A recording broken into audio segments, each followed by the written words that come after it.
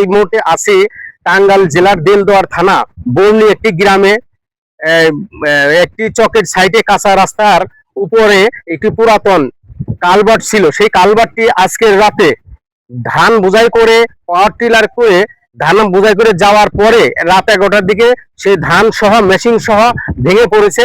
আমি তারই কিছু প্রতিবেদন আপনাদের দেখাবো।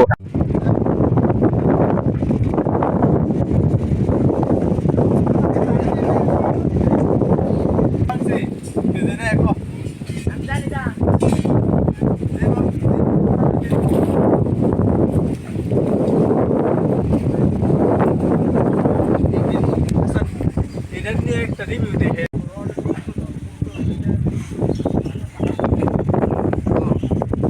বা ছবি ঢেলে একটু দিও তো আমাদের আছে, কিন্তু ফোন দিয়েছি পাইতেছি না। একটা এটা তো পুরানা নাম্বার আছে, এটা বলেন নাকি একটু বলেন তো হইব 20 টাকা দরকার নাকি? হ্যাঁ দরকারি যা।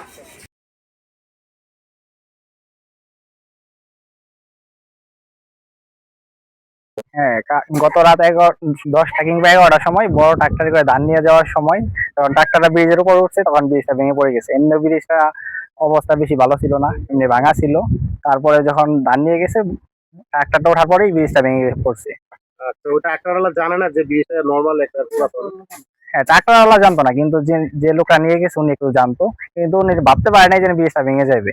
ব্রিজটা ভাঙনে আমাদের অনেক ক্ষতি হচ্ছে। আমাদের চলাচলের একমাত্র রাস্তা এটা, এই জায়গা দিয়ে এই গ্রামের অনেক মানুষ চলাচল করে, এর জন্য আমাদের যাতায়াত অসুবিধা হচ্ছে। তাই প্রশাসনের কাছে দৃষ্টি আকর্ষণ করছি, মানে আমাদের ব্রিজটা তাড়াতাড়ি মেরামত করে দেয়। সোজা এই স্ল্যাব ভেঙে এই পাওয়ার টিলারটি মাঝখানে পড়েছিল। তারা সকালবেলা সবাই জানাজানির পরে এই পাওয়ারটি নিয়ে চলে যায়। কিন্তু আমি একটি কথাই আমি জানাচ্ছি যে এই সাইডে বিশাল বড় চক, এই সাইডে চক, এই চকটির দুই সাইডে মাঝখান দিয়ে রাস্তা গিয়েছে। যদি কোনো সময় এই চকের মাঝখানের এই রাস্তা, এই ব্রিজটি যদি সংস্কার দ্রুত গতিতে না হয়, তাহলে এই এলাকার জনগণ ভোগান্তিতে পড়ে যাবে।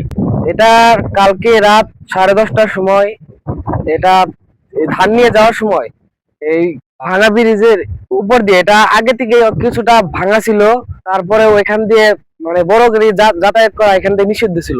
সে ড্রাইভারটি মনে হয় এটা জানে না, তার কারণে আর কি এটার উপর দিয়ে যাওয়ার সময় বড় ট্রাকটি ধান সহ একদম নিচে পড়ে যায়। পড়ার পর এবং কি ট্রাকের উপরে 3 জন লোক ছিল, 2 জন গুরুতরভাবে আহত হওয়ার পর তারা হাসপাতালে ভর্তি আছে। ঘটনা দুর্ঘটনা আমাদেরকে জানান, দুর্নীতির তালাশ টিম নিয়ে আমি পৌঁছে যাব। আমি মুজাম্মেল হক মামুন, টাঙ্গাইল।